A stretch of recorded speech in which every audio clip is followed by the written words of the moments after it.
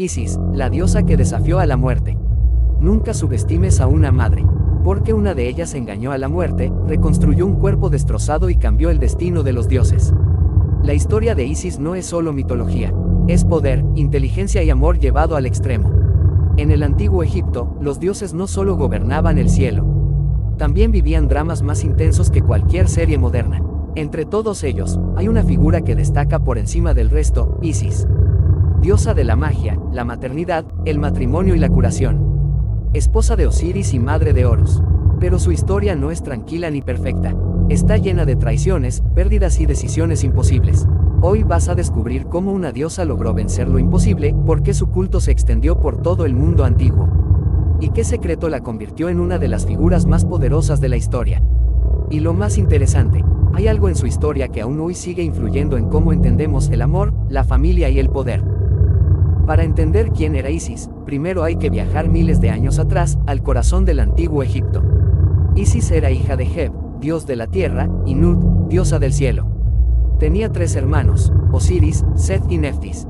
Pero desde el inicio, su destino estuvo ligado a Osiris. No era solo su hermano, también era su esposo. Y juntos, gobernaban Egipto en una época que los antiguos describían como una edad dorada. Osiris enseñó a los humanos a cultivar la tierra, a respetar leyes, a vivir en comunidad. Isis, por su parte, no se quedaba atrás. Era considerada la más sabia de todos los dioses. Dominaba la magia como nadie más. Pero aquí es donde todo se rompe. Seth, el hermano de Osiris, no soportaba ver ese poder, ese orden y ese amor, así que hizo lo que muchos villanos hacen: traicionó. Organizó un plan tan simple como cruel. Construyó un cofre hermoso, hecho a la medida exacta del cuerpo de Osiris. Durante un banquete, lo presentó como un juego: quien encajara perfectamente dentro, se lo quedaría. Osiris, confiado, entró. Y en ese momento, Seth cerró el cofre, lo selló, y lo lanzó al río Nilo. Así terminó el reinado del dios que había traído orden al mundo. Pero aquí es donde empieza realmente la historia de Isis. Porque mientras otros se habrían rendido, ella no. Isis recorrió Egipto entero buscando el cuerpo de su esposo. Según los textos antiguos, viajó por ciudades, habló con gente, siguió pistas. Como si fuera una detective divina. Finalmente, encontró el cofre. Pero la tragedia no había terminado. Seth lo descubrió, y esta vez fue aún más lejos. Despedazó el cuerpo de Osiris en múltiples partes y las dispersó por todo Egipto. Fin de la historia, no. No. Porque Isis hizo algo que la convirtió en leyenda. Con paciencia, dolor y determinación, empezó a recolectar cada fragmento del cuerpo de Osiris. Uno por uno. Esta parte es clave. Según los relatos, logró encontrar casi todas las partes, excepto una. Y aún así, no se detuvo. Usando sus conocimientos de magia, los más avanzados entre los dioses, reconstruyó el cuerpo. Lo envolvió. Lo protegió. Y luego hizo algo que, en ese momento, rompía todas las reglas: devolvió la vida a Osiris. Aunque fuera por un instante. Ese momento cambió todo. Porque de esa unión nació Horus, el heredero. El hijo destinado a vengar a su padre y recuperar el trono. Pero aquí hay un detalle importante: Osiris no regresó al mundo de los vivos. Se convirtió en el dios del inframundo. Y eso dejó a Isis sola, con un hijo, y con un enemigo aún libre. Criar a Horus no fue fácil. No estamos hablando de una vida tranquila. Seth seguía siendo una amenaza constante. Isis tuvo que esconder a su hijo en los pantanos del delta del Nilo.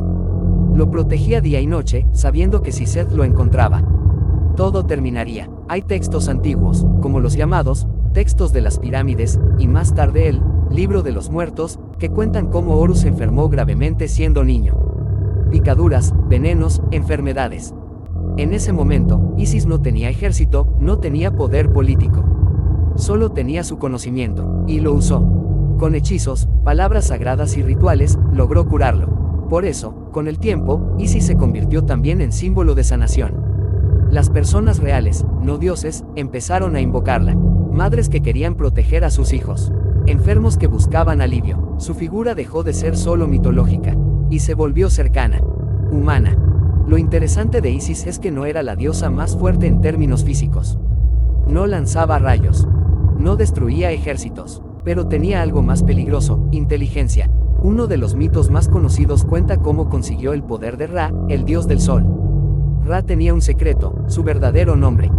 En la mitología egipcia, conocer el nombre verdadero de alguien te daba poder sobre esa persona. Isis quería ese poder. Así que creó una serpiente mágica que mordió a Ra. El veneno era tan fuerte que ni él podía curarse. Desesperado, Ra pidió ayuda.